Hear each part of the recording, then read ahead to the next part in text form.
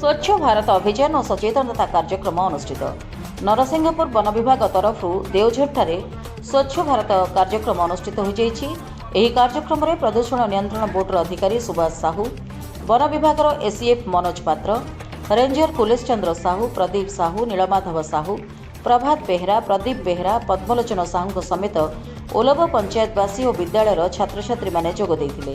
देवझर अलिया आवर्जना सह पड़िथिबा प्लास्टिक बोतल सबू हटा जाइथिला।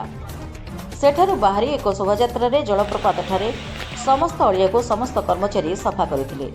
सेठाकु आसिथिबा पर्यटक मानकु डाकबाजी यंत्र साहाय्य रे सचेतनता करा जाइथिला। एही अलिया को पोड़ा जीवनी एहाकु पोड़िबा द्वारा वायु प्रदूषण हेउछि बोली छात्र छात्री माने नाराबाजी देइथिले।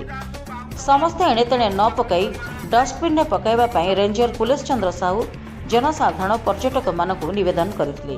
प्रति मासरे एही भली स्वच्छ भारत कार्यक्रम जारी रहिबो बोली सूचना मिलिछि।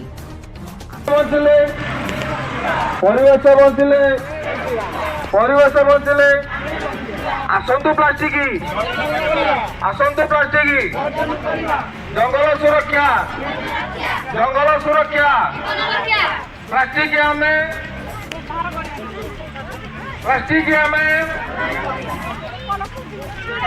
परिवेश बंचिले परिवेश आसंतु प्लास्टिक जंगल सुरक्षा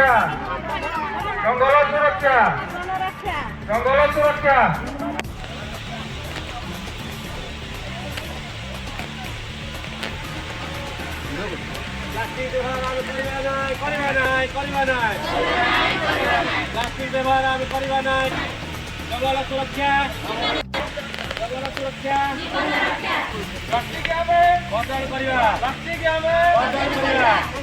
श्री मनोज कुमार पात्र आठगड़ एसीएफ कौन आज बनभोजी स्थल निर्मल करने यही योजना जे कि पॉल्यूशन कंट्रोल बोर्ड एवं वन विभाग तरफ देवझर वाटरफॉल निकट में आयोजित होती आम गहन अच्छा पॉल्यूशन कंट्रोल बोर्डर बायोलॉजिस्ट साहू बाबू एवं रेंज ऑफिसर एवं आमर आठगड़ रेंज ऑफिसर एवं खुंटुणी एसीएफ इंचार्ज समस्त ये आम रही आयोजन आरंभ करूँ एवं बहुत भल भाव आमर ओलभ स्कूल छात्र छात्री माने एवं आमर ए अंचलर एसएससी ग्रुपर माँ माने रही सफा कार्य करूँ एवं सुंदर भाव आज देवझर वाटरफॉल निकटस्थ एरिया सफा हो जाइए।